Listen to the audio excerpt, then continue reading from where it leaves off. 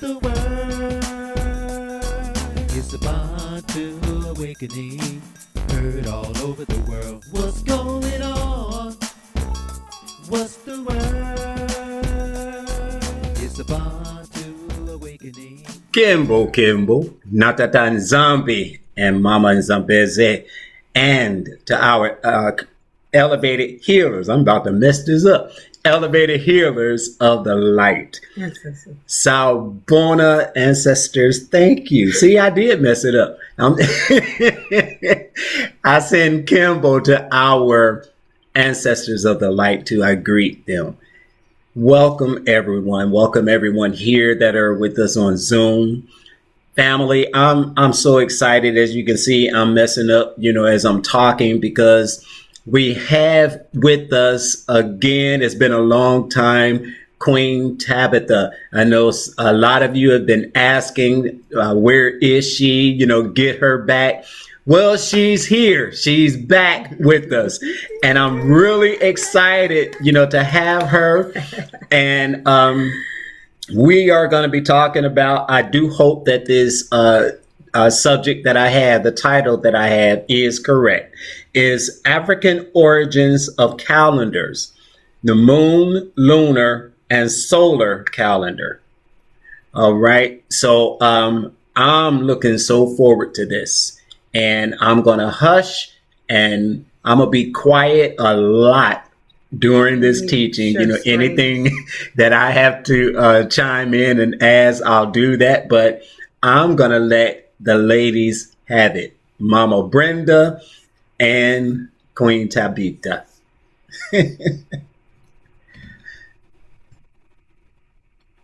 All right, you also, as he stated, we're yes. We're going to be talking about the African origin of calendars.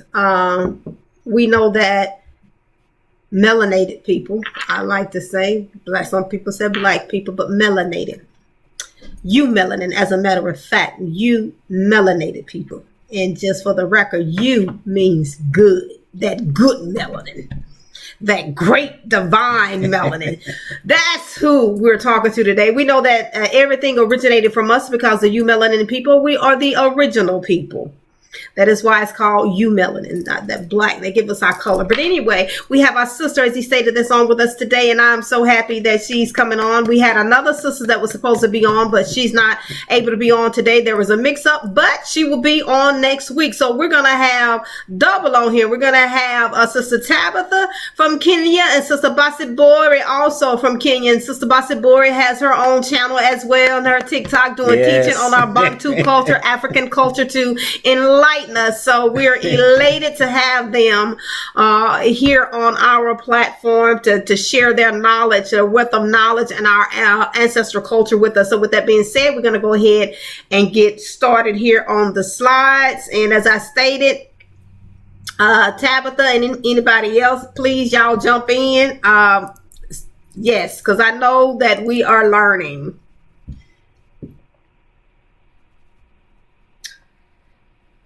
Okay, I got a passage here I wanted to read. He is the maker of the bear and Orion and the Pleiades in the constellation. Let me move this here. Of the south, Job 9:9. And we're not going to get into that, but you all on here and many of those out there in YouTube world know about what the bear is, what Orion is, and the Pleiades is. It's right now. I was just showing the people, letting them know that these things are in the Bible, because some people have said, oh, that's demonic. Oh, that's evil. It's right there in the Bible. So I got to remove some things here. Can you all hear me okay? Can you read it from here? Okay, great. Can you read it? Okay, yes. Yes. Okay. So I want to start off with the passage here. I like, using the Bible to show who we are as a people, because we know that Bible has used our culture and our language and mix things up, change things up. So we want to, who was that says that, you can catch the thief with the very object that he used? Who I can't remember who said that though. So that's what we're going to do today. So the passage that I want us to focus on is Psalms 104:19. He made the moon to mark the seasons. So I want you all to pay attention to that word seasons. And the sun knows when to go down. And so the season words in the Strong's is, it means appointed time, congregation, feast, assembly. And these are words that I want you guys to focus on as well, because it's critical and it's important for us to tie in to show that this is actually our culture that they have there in the Bible. And it comes from another root word that basically means the same thing: appoint, assembly, to meet at a stated or appointed time. Even it means to betroth. Remember that, you all, because that's going to come up again and you're going to see. To betroth, we know that betroth means to marry, gather, set time, and agreed upon time.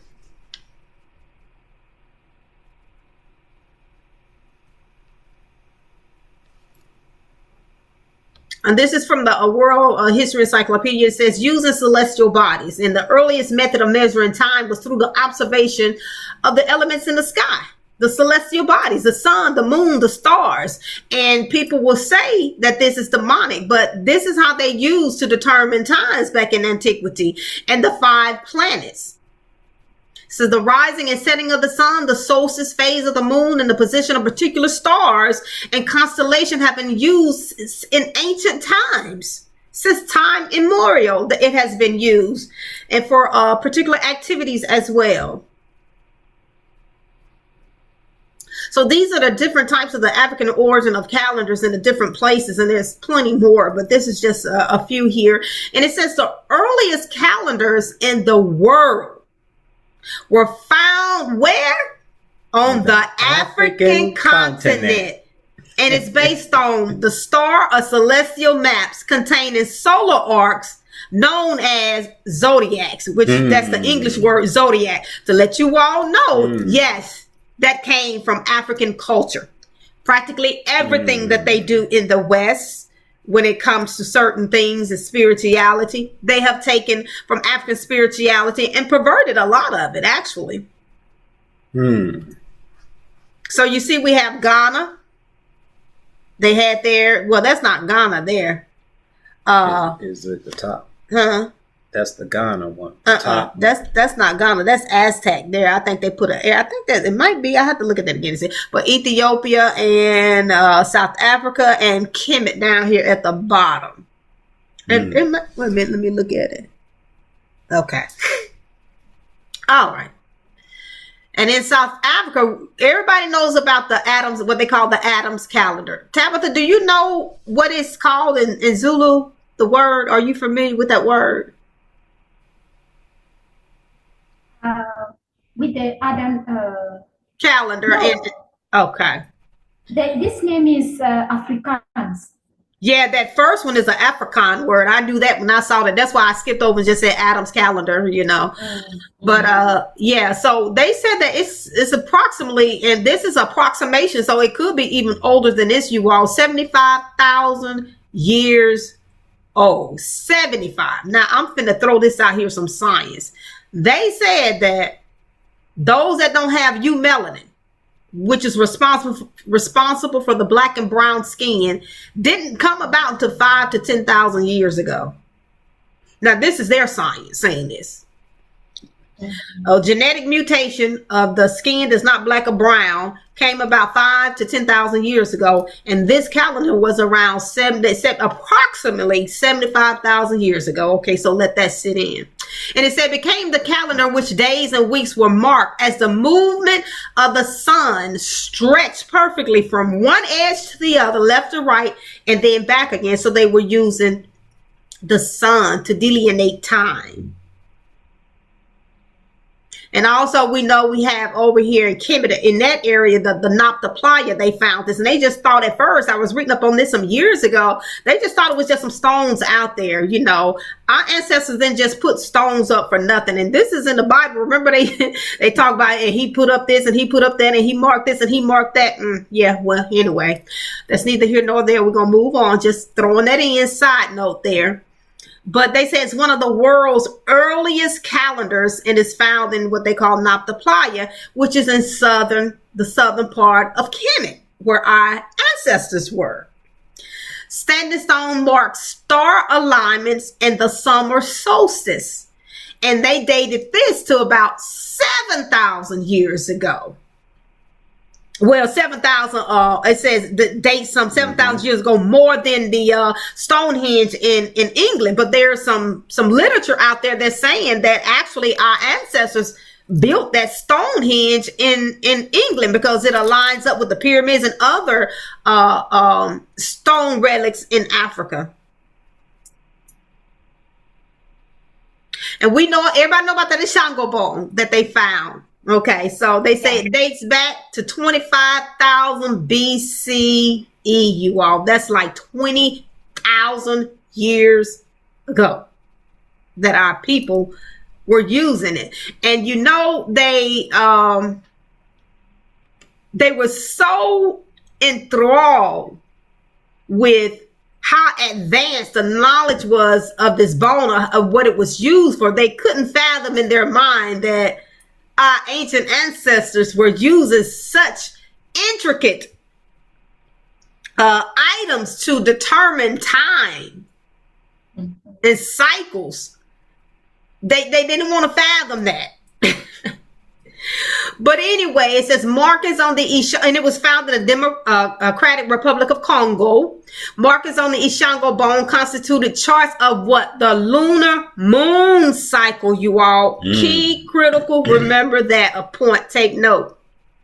So it had markings constituting the charting. So they was charting the moon cycle when it was coming around. And this came from a book called African Women and the Origin of Mathematics Word, because in this book they were saying that they think that it was the females that were doing it, because we know that the female cycle before the time was changed up by European, it aligned with the cycle of the moon, and all females had the cycle at the same time before there was disruption in body and disruption of time, etc. It was cyclical.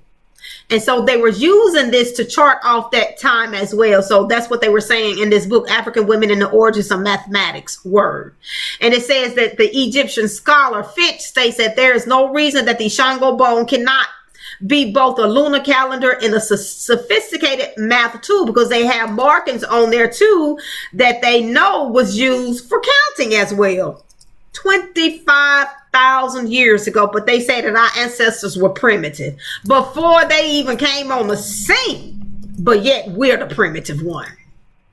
The Egyptians, the Dr. Finch reports that the later version of the Ishango bone can be found all the way up the Nile River, even into Syria and Palestine. And based on these findings, the technology of the Ishango bone began in Central Africa and went up to Egypt. And we know, Tabitha, and you can speak on this, that we have been told by our cousins on the continent that they said we came from down south, down in the southern part, and went up. They got it flipped and went up. So this right here is showing that, because this culture went from the origin of our people up to Kemet.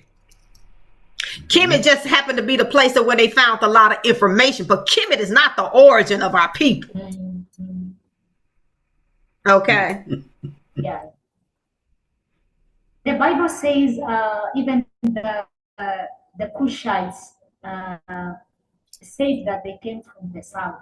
So before they went down into Kemet, they had come from the south. Yes. So around, they had come from the south. Absolutely. And you know, it talks about that too with Abraham, when they say he went up and then he went south out of Kemet. And he was going back to the promised land. So if you following that, the promised land is not what they're saying it is. If you want to go by what the Bible is saying, it's not what they're calling the promised land, because he went up and out, downward, south, the Bible says. So south from over there where he was is going down into what they refer to as sub-Saharan Africa. Exactly. So there's a Stonehenge, and I didn't know this. I just learned this when I was doing some research, Dada. And Kenya, your home. They have some Stonehenge. They call them Stonehenge over in that particular area that they said that approximated around 300 BC, and they said it accurately was a calendar of 12 months.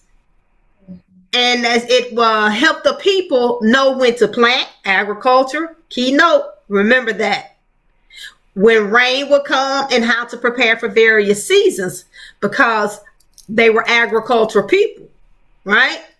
So who are the agriculture people over there? Remember, they got our ancestors and brought them from over here on the continent and used them for what in the South and what in the Caribbean islands? Agriculture. Rice, tobacco, cotton, all these agriculture out in the fields. Okay? And they were builders too, because they built up America. That White House that they used. I almost said something, but that White House that was a black man created that. That was a descendant of an enslaved African, designed all of that. So our handprint, our ancestors' handprint is all over America, you all. In case our brothers and sisters on the continent do not know that, your ancestors that they took from over there, their children created so many things over here in America, practically everything over here. There's a lot of things that we are not given credit for because they didn't consider our ancestors as humans. You know, 3/4 of a human is what they said. And that's why they came up with these different patents and things. And it was the quote unquote their owners that took credit, yes, for what our ancestors built. But we are the builders. You know, we are the originators of building societies and so forth. So, okay, any comments so far? You know, so Turkana is near Ethiopia. It's just at the edge between, you know, these are colonial boundaries, right? So there were people living between Ethiopia and Kenya. So these people were living between Kush and, all right. So that area was inhabited mostly by the Kushites and the Bantu people. So we know the story of the Bantu, how the migration has happened over the years. So this Morotunga in Lake Turkana is where they say they found the Turkana boy. So according to the archaeologists and these people, how do we say, this evolution theory, that's where they say they found the earliest human in the same place, Turkana, and in Ethiopia, and in another place in Tanzania. So you can see that they know the truth, but there is a way they are trying to develop. So if they say this early man came from this place, from Turkana, from Ethiopia, from Tanzania, according to their research, because we know there are so many parts in Africa that have not been, archaeologists have not done anything. So most of the evidence is still under the ground, right? So, but they happen to be here, and there was a lady called Mary Leakey with a husband. They were children of the British, I suppose, and they were born in Kenya, and they are the archaeologists who started, you know, when they lived in Africa, there's something that was coming to their mind, like, we think this is the origin of man. So they had to come with their own ways to explain why this is the origin, all right? So they didn't use the biblical text or oral literature or anything, but then they decided, no, this is the early man, and this is the Africa is the origin of man. So they argued that by doing archaeology and getting these fossils and the rest is history. So Mary Leakey, who came up with this, they were born in Kenya and they lived in Africa. And the spirit told them, you know what, this is the origin. Just tell your people, this is the origin. So It's a coincidence. Maybe it's a coincidence in that the same place, the one of the earliest calendar was found there. So the calendar was called a Borana calendar. Boran are Borana people, are Cushitic people who lived both in Ethiopia and in Kenya. They were very powerful in those ancient times. Until now, they have their own calendar and they have their own system of governance. And I think most of the land in Ethiopia is inhabited by them, although some parts of the land was taken by the government. But traditionally, they were very powerful people, and they had a big part of the land in southern Ethiopia and in northern Kenya. So you have the Borana. The Borana are Oromo. They are the sons of Orma, possibly the sons of Orma that are mentioned in the Bible.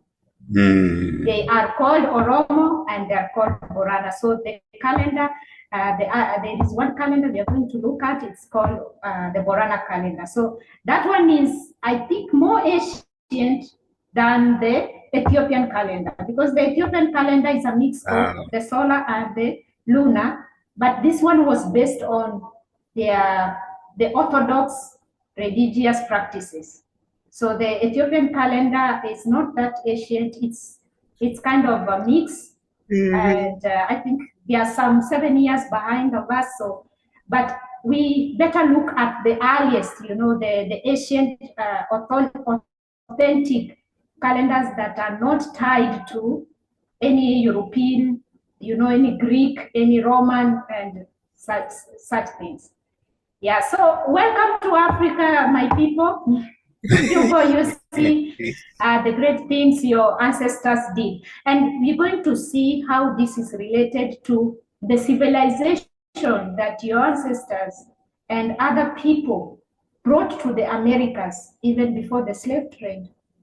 Our people had sailed, they were the earliest sailors. So they had sailed to the Americas and they had brought this technology. You remember we have the Olmecs, and they have a calendar, and that calendar, the origin is from Africa. So the ancestors from Africa, they left Africa and they went and civilized South America, Peru, Chile, and all those countries. They left a writing system. Exactly. So when I was coming to the awakening, there were these our brothers on the street. So they said, no, in South America, we found a rock that has inscriptions in Hebrew. What? Yes. They are not. It's not Abraham who was in South America, but it's the people who left the Nile Valley. Speaking one of the Semitic languages are many, and the origin of Semitic languages, whatever they call Semitic, but we know it's Bantu and other things. They came from the Nile Valley. They sailed. They discovered the lands in South America. That is why they see those Hebrew writings, those whatever, or the carvings and engravings on the stone. Yes, they were right. They were right. It is kind of ancient Semitic languages, but it's not those people there who went to South America. It's our ancestors who wrote those things. They came from the Nile Valley and they wrote those things on the rocks. They built pyramids and many other things. So we will learn that. We will watch one video, and we can be able to prove that our ancestors were explorers before 1500, before the Jesuits created the Gregorian calendar. Life was moving on. People had knowledge about the stars. People had knowledge about the moon. And so they didn't teach us a thing. They have just confused everything. Nowadays, even in Africa, we don't know when to grow crops because the seasons are mixed up. Wow, my goodness. Yeah, we used to have rains maybe in the month of April and March, and then now it's upside down. So I believe this calendar is misleading. The modern calendar we have now is Oh, it so much is. Oh, yeah. And now those people who are saying, let us keep the Shabbat and all the feasts.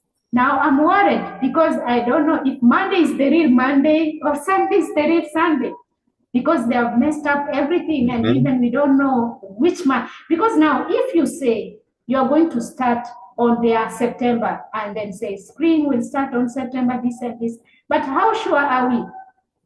How sure are we that is a September in the first place? It's But not. we're in January. 7 means 7, Dada, and that's is not in the like Desi. You know, you can look at the beginning October, Octa.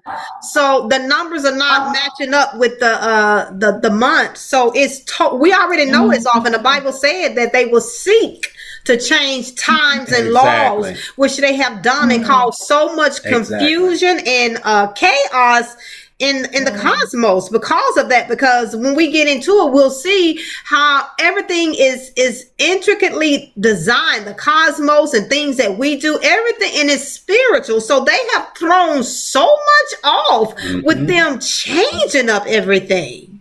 Yes. And you was talking about let me say this real quick. You go because you want to say something. You was talking about how our ancestors were explorers, and I remember we were in Mexico. And see, people need to get out of America, because there's certain groups of our people saying, "No, our ancestors not from Africa. Africa is the home." And we went abroad. Our ancestors went out, like you said, and explored, and they actually found bones over here in America that they had in the Smithsonian.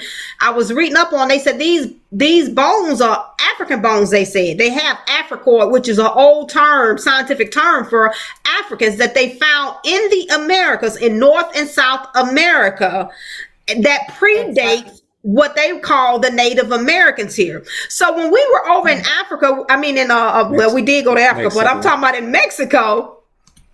We went on a tour of the Mayans ruins, and we hired a historian to come with us, because I'm a historian. I told him I wanted to hire him.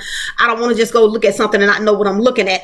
And he was telling us they have stones and stuff over there. He was telling us how they were using the moon to calculate time with agriculture and different stuff like that.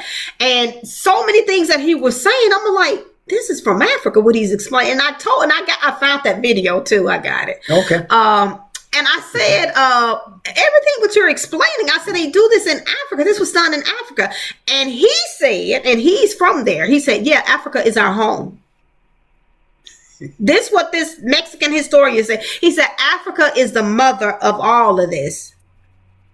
And then he began to speak in their language, not what they call the Mexican language is not their language, just Spanish mixed up. They have their ancient language, and he began to speak in it, and they use clicks. Wow. He said that was their ancient language. They had different festivals. All of it was surrounding the moon, the sun, just like on the continent. So, and it was a man. He was not a historian, but he was a driver, taxi driver. I was talking with him over there in Mexico, and I asked him, I said, where are your ancestors, the Mayans? Because when I was in school, and you all can attest to this, people, Mama Tamara probably can remember this, Aaron probably can remember this, Nzambi can remember this. I don't know if Shandia can remember this, because she's a little younger than us, and I think Randall, you're probably around our age, also can remember this, how they taught us that the Mayans died out. Y'all remember being told that? Yep. Huh? Yes, I remember that they told us that the Mayans died out. But to confirm what you said, I did go to Mexico too. I've been to the Mayan ruins, one of them. And I also, when we went, we met a couple of Mayans, dark skin, melanated Mayans. And I do know the language that you were talking about, where they speak it with a click. So, to confirm what you said, they did lie to us about them, and they still exist to this day. Yes, they do. And that's what I was leading up to say when I asked him what happened to your ancestors. He said, "Oh, they still here." The Mayans. Yeah, He said they're still here. He said they're still on their ancient land doing their ancient ways. They are. Yes, they are. Yes. They are. So I would like to go over there. Huh? Yes, I've been to a couple of their villages, and they are still they're cooking the way that their ancestors cooked. Wow. Living in I guess an American term would be huts. With dirt floor, but everything is kept clean. They sweep all the time. But and some of them are still, the older ones are still wearing the traditional dress that clothing that they wore back in the other, the days. But these are the ones that are deep in the villages. Mm-hmm. Yeah. And he told me that the man said that I asked him, I said, "What color were your ancestors?" And he said, "Black." And then he went on saying some other stuff. And I told him, I said, "Like African?" And he said, "Yeah." He went on talking, and he said again, they were black, dark skinned. I said, "Like Africans?" Yeah. And he said, "Yeah." He put his arm to mine, and he said, "We're the same." He said, "We just got mixed when the Spaniards came over here." Yeah. So the lighter version that you see is actually a mixture of Africans when the Spaniards came over there, he said. But he said their ancestors, like you said, Mama Tamara, that they were black, dark-skinned, melanated people. Yes. One of the ones that I met, I had to have an interpreter that spoke Mayan and also Spanish and English because he spoke in Mayan. And then the person that knew Mayan could translate to another person in Spanish. Wow. And then the person that spoke Spanish could translate to me in English. But he was pointing at his arm, and he was going like this. And he said, the same. Mm-hmm. Wow. Yep. That's what he told me. We're the same.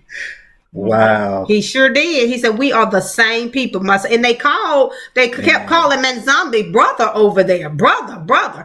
Now, the ones over here that's been in America, they're thinking it's different because I guess the colonizer have got to them. But you go on the continent over there, they will tell you that their ancestors came from Africa and that they got mixed when the Spaniards came over there, that they were dark skinned. We heard it. So that's why people need to leave America. Go out and talk to people. Yeah. Go visit. You will learn a lot. And you will learn that the West have lied about so many things. Everything. Yes. They lied about everything. Yep. Not so. Everything we learn from them in schools and whatsoever is a lie. Everything. Mm-hmm. Yep. That was their goal, to cut us off. When you cut the root off from the tree dies. So if we hold on, and please understand what I'm getting ready to say, if we continue to hold on to what we've been taught by the colonizers, we're literally walking dead. But you know what? Looking at we had a tree in our yard, two of them that have been cut down. Mm-hmm. And I'm gonna tell you something. They didn't cut our roots, and I'm gonna explain why I said this. And when I he already know where I'm going. I know where you're going. They didn't cut our roots, you all. They cut the arms off from the trunks, branches. The branches. Mm-hmm. They cut the branches off, but they didn't cut the whole tree down. So the roots are still there. So when they cut this tree down in our yard, little small miniature trees are growing up in our yard that are the same identical to the tree that they cut down. And it never did this until they cut it down. And there's many of them. Yes. And we'll cut them down and they grow right back. Cut them down. What does that sound like to y'all? Who does that sound like to you all? You can't get rid of us. We're the original people. Yeah. Right. And the more they cut them down, the more little trees come. Like you have like 3 little trees, you cut it again, and about 5 or 6 little trees pop up, yes. Cut it again, 10, 12, 20 yes. Yes. Like us. The more they try to cut us down, the more we multiply. We don't die, we multiply. Right. I asked the guy that cut the tree. I asked him. I said, "What can we do about these little trees growing? You know, how can we stop it?" And he looked at me and he kind of hunched his shoulder, you know, and he said, "I guess, you know, you keep cutting them down, they'll eventually stop." They keep coming back. And it's more of them when you cut it down. It's like more of them just keep coming back. You gotta get it from the root. Cut it, you know, pull up the root. Exactly. Yes. So they didn't uproot us. They didn't kill the root. And they can't kill the root. Hey, they can't kill the root. Because if you know who the root is, they can never get to the root of who we are. Never. Exactly. Never. Did you say what you wanted to say? No, I was just going to say to Queen Tamara, you know, we're both into gardening, and there may be some others on here that's into gardening as well. And I would love for us to get back to the way our ancestors did it, which was by the moon, you know. So that's going to be my homework, you know, or can I say our homework?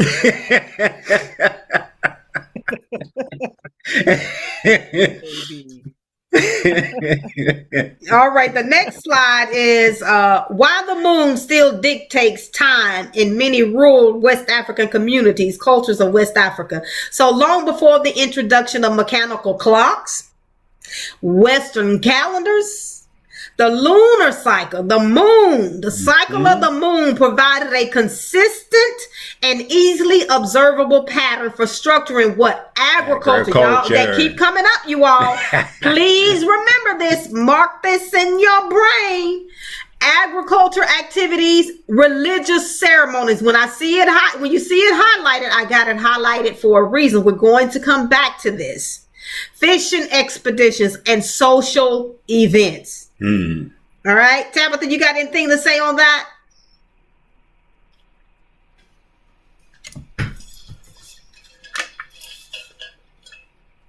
Yeah, so, you know, I got this revelation like 2 months ago. I don't know what happened. So I was just Googling and I'm just checking how many months is how many months is a pregnancy. So for the first time, I have a friend, she had a baby girl this morning. So okay, congratulations. So she's been talking, yeah, thank you. So she had been telling me about her journey. So pray for me, and she's at the coast, Mombasa, where we want to have our beach house, guys. So, so she kept on telling me, please help me in prayer, remember me. I don't want to go to the C-section and so on and so forth. So I told her, no, God is with you. Don't be in a hurry, even though you go and they tell you it's, you know, it's long due, you have to get this injection they give people, what do we call it? For you, like they say your days are over, you know, like they have to give you a certain injection so that the labor can begin. So I told her, no, you need to be patient. You need to be patient. To induce labor. Oh. Inducing, yeah. They wanted to induce her. So I told her that one is way painful. Why don't you just wait and just book your hospital and book a taxi, just in case anytime you're at home, then you have somebody to take you any time of the day. So she told me it's okay. So then I checked it up. How many months is a pregnancy? So they say approximately 40 weeks. So they say 40 weeks. So 40 weeks is what they call 9 months, but it's not 9 months. Those No, are it's 10 not. months. No, it's not. A month has 4 weeks, according to what they taught us. 7 times 4 is 28 days. So in the book of Genesis, the days of the week is 7 days, isn't it? Yes. And then they told us by the time the cycle of the moon is 28. 28 around there, approximately 28. So, and they say the cycle of women ranges from 21 to 35, of which 30 to 35 is very rare. Majority are 28. So 7 times 4 is 28 days for a female cycle. Approximately, many lie there, right? So they used the same cycle to approximate the gestation period of a human, like how many months is a baby going to stay in the womb. So when you go to the hospital, normally, even when you do just a mere x-ray, they always ask you, when were your days? When last we want to know, check maybe you're pregnant and you're going to have these x-rays and whatever. So and then you have to remember and tell them, no, this I think I'm safe. And anyways, everybody knows themselves, but this is a question at the clinic, at the hospitals, when we go for medicals, they have to ask this. It's mandatory. So if one day, according to the Most High, 7 days, 1 week is 7 days, all right. And then the moon cycle is 7 days times 4, of which is 28 days.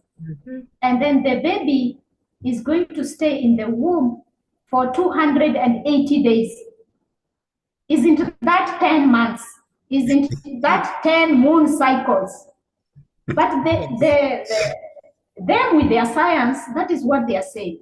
But now you see our months, some months are 30, 31, 30, 31. It's not even going with that moon cycle whatsoever. So I realized like they lied, but why were they telling us that a baby stays in the womb for 9 months? The 9 months is 30 times 9. But a baby stays in the womb approximately 280 days, which is 28 divided by 7. 28 divided by 280 divided by 40 weeks. So you get 7. So 7 days in a week, and then 4 weeks make 1 month, which is 28 days. And then the baby survives for 280 days. So 28 days, 280 days, divide by the 40 weeks. Those are 10 months. Those are 10 lunar months. That is correct. Yes. So it is just a 7 and a 4, and then you get 280. And 280 you divide by 28 days of the month, then you get 10 months. Yep. So the female cycle is not lying. So what I was asking myself, I asked God, but they lied to us. And then I asked the Most High, like, okay, here we have the solar calendar. They tell me it's 365 and a quarter days. But you see, I can't see the earth rotate around the sun. I cannot see, I cannot feel the rotation of the earth. And I can't see, and I don't have proof. But I have proof of what? Female cycle. That one I have a proof. So what should I believe? What I see or what I don't see? I can ask every female and they can tell me their story. My cycle is this and this, this and this. And then I can ask like this lady who just had a baby, I can ask her, okay, can you count the days your baby has been in you? She can count approximately and she can tell me this and these days. So the question is this, why did they lie so much?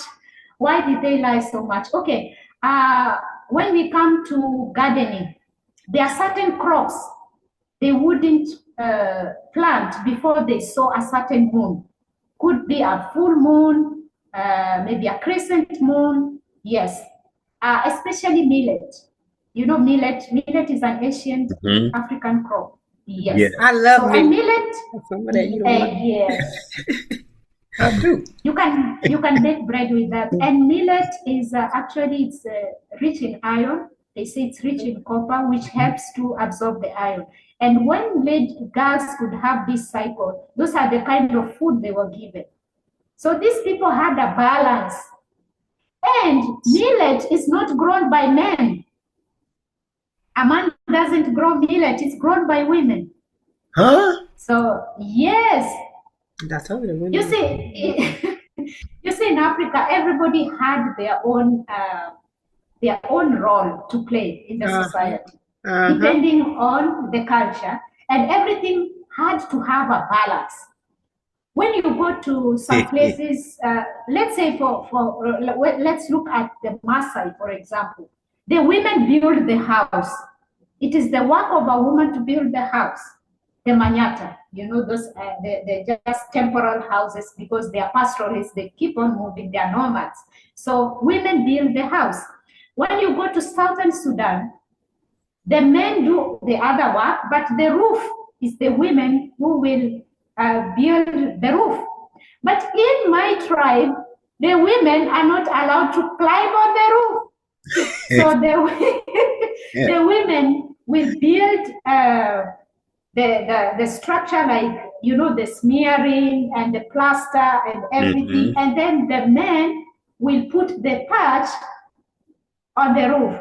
So every culture had a balance. Wow. There was a balance. So in my culture, I never seen a man weeding millet or growing the millet. It was not their work.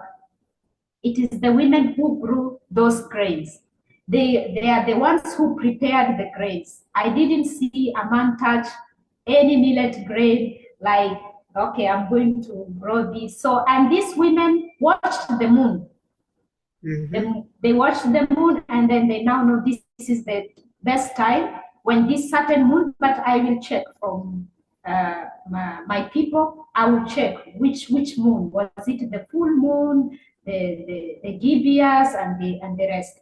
And then they could grow the millet. If you grow the millet at a certain time that is not corresponding with the certain moon, the crop will not grow. Like, it will not bear fruit. Yes. So you see, that is why you see they say moon is a feminine energy and the sun is a masculine energy. Yes. So that is how they translate it, and they are right. But so I don't know why these people, they had something behind them. They are opposite they of wanted to rule. Yes, they've wanted to rule the earth, down and below.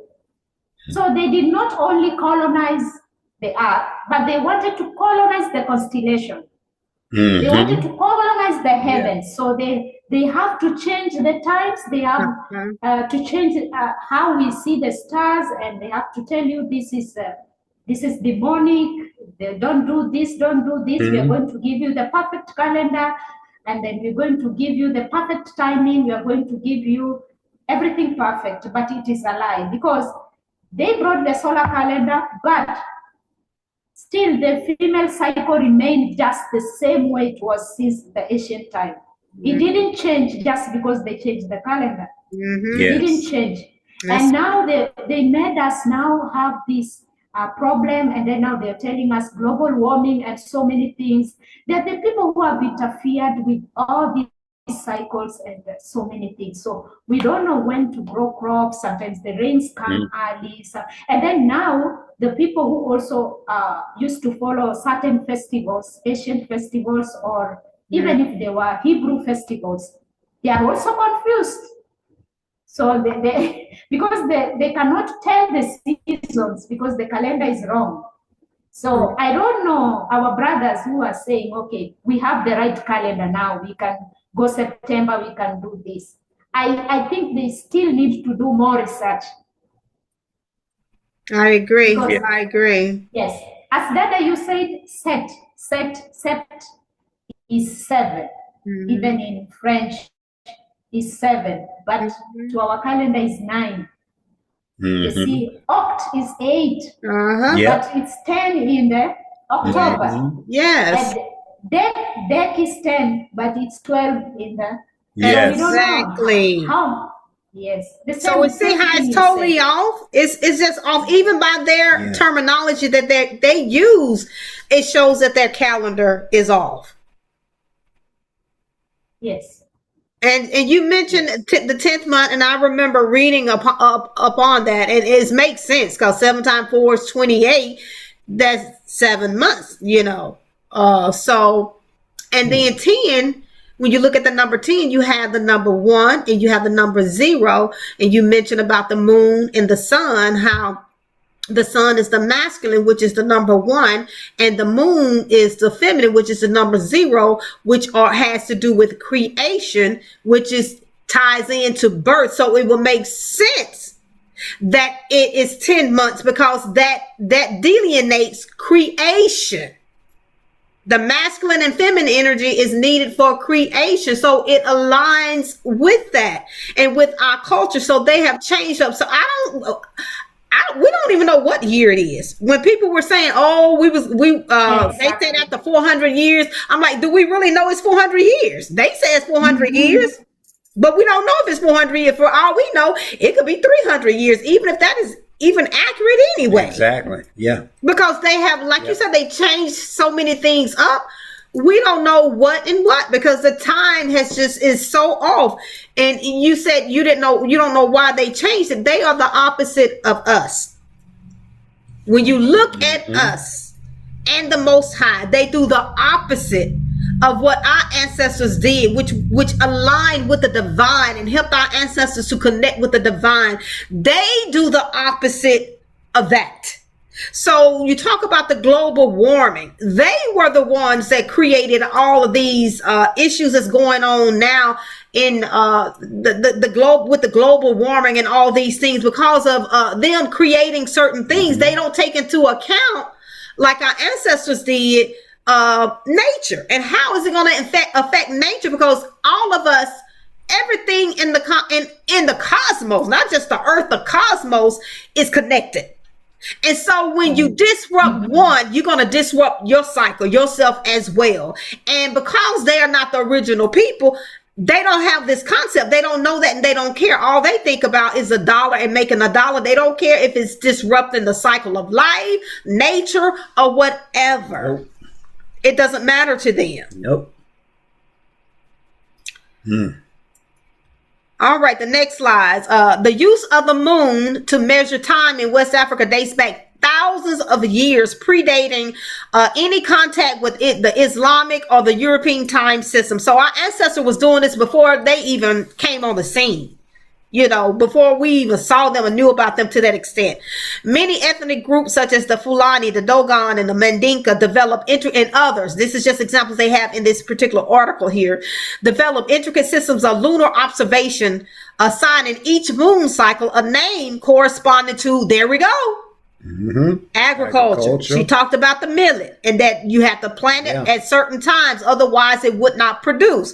So our ancestors used the moon cycle to help determine when to do these things. And you heard us say, but the time is off because they got them on the same time as we're on, the same calendar, the Gregorian calendar, which is so off balance. And you know, she talked about how our ancestors, she kept saying everything is in balance. Everything is in balance. When you go back to Kemet, where my aunt talks about that balance, but because they have done things to disrupt the cosmos, everything is out of balance now.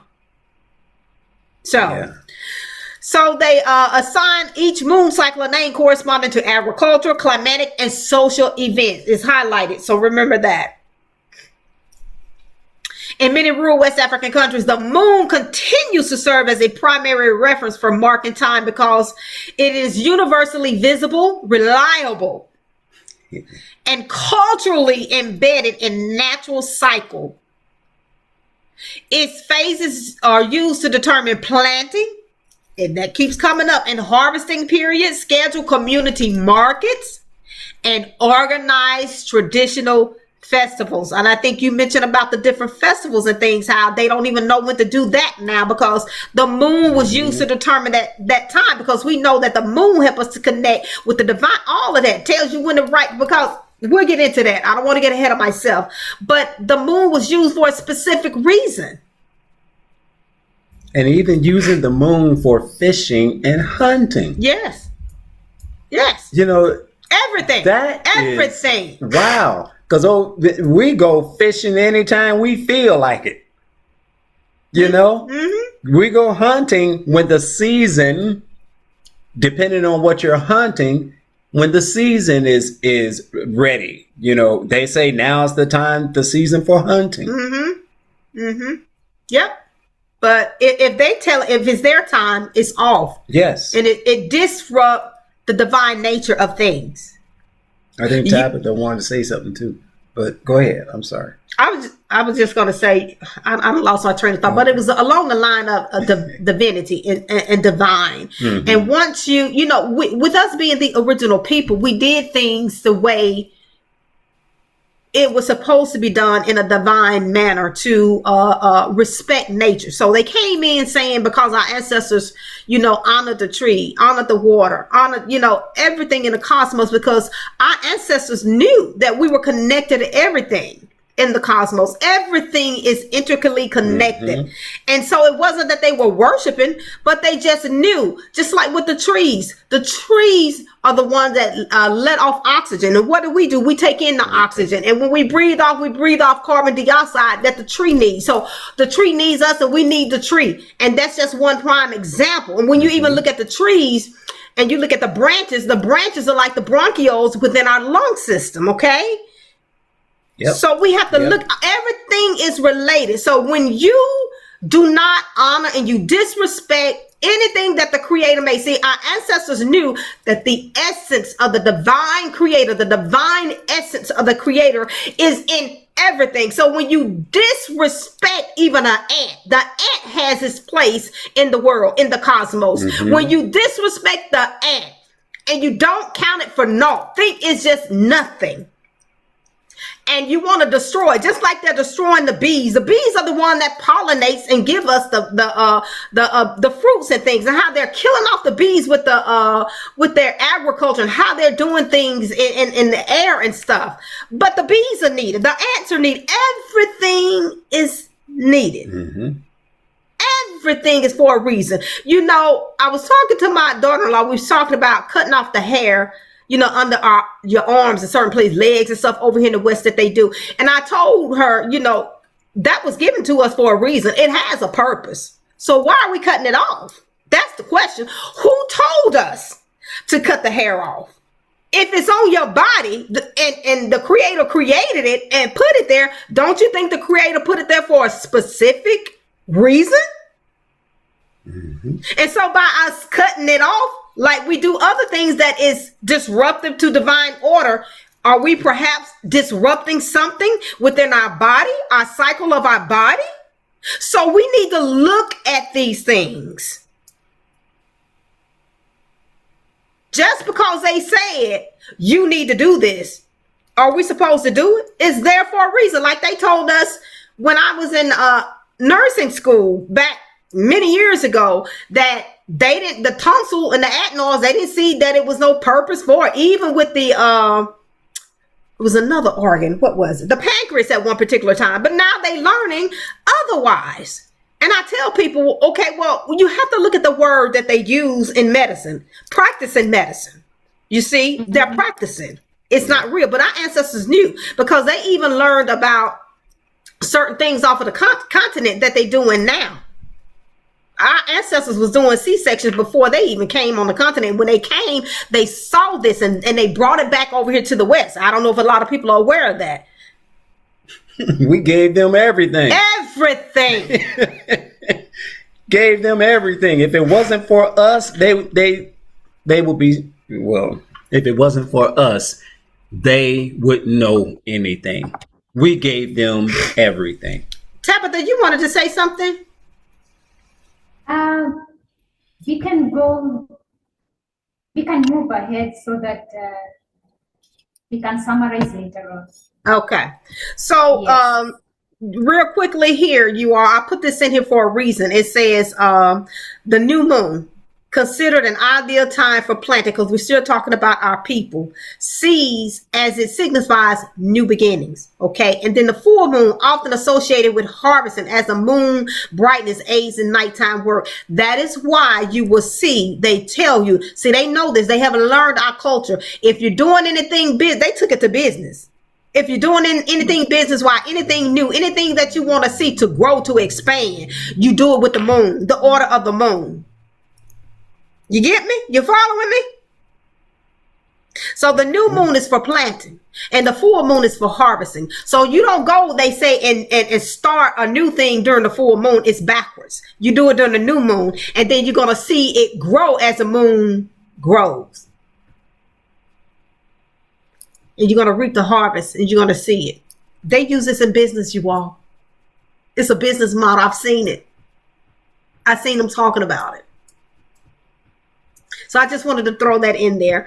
And this here is talking about the doggone calendar. For time's sake, I'm just going to move on, because we're going to get into this some more too with our sister when she come on, also with us, Bosibore, along with Tabitha. But it just gave the example of how the doggone traditionally includes months like the seed planting month, and talking about agriculture again, and the harvest moon, which is directly linked to celestial observation to survival needs. See, you see that?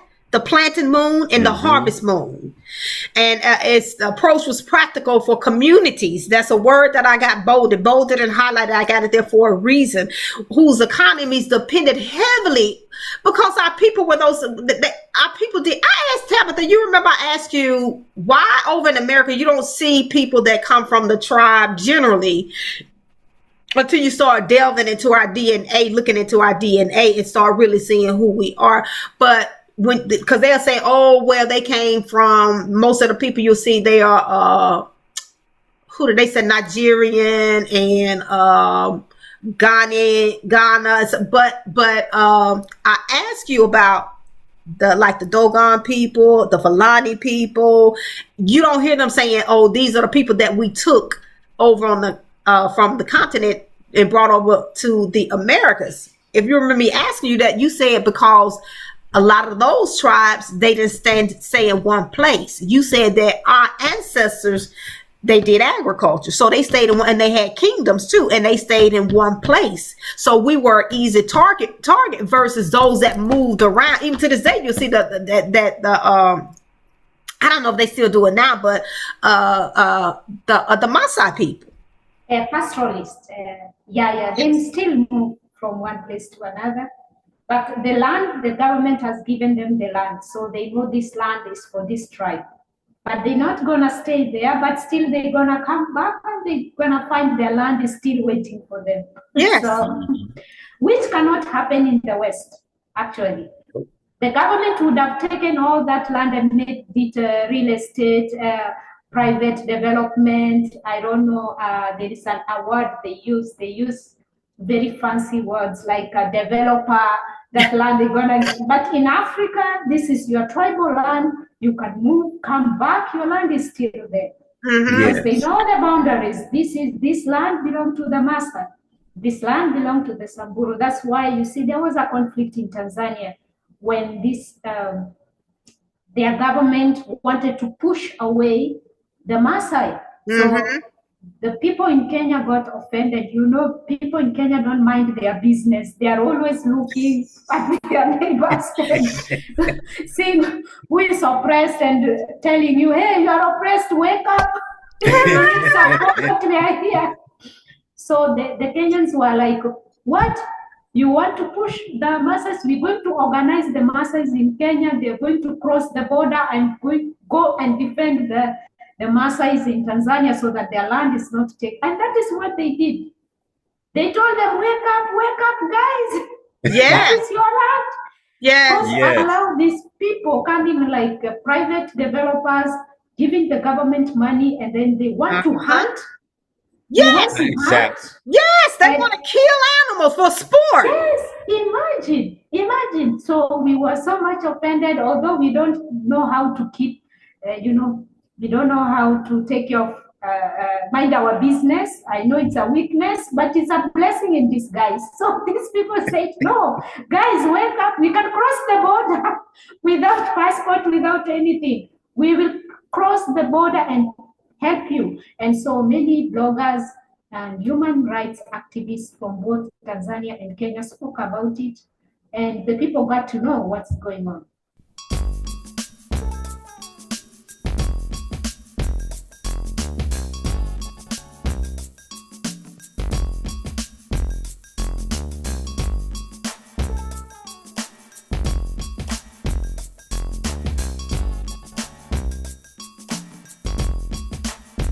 What's going on?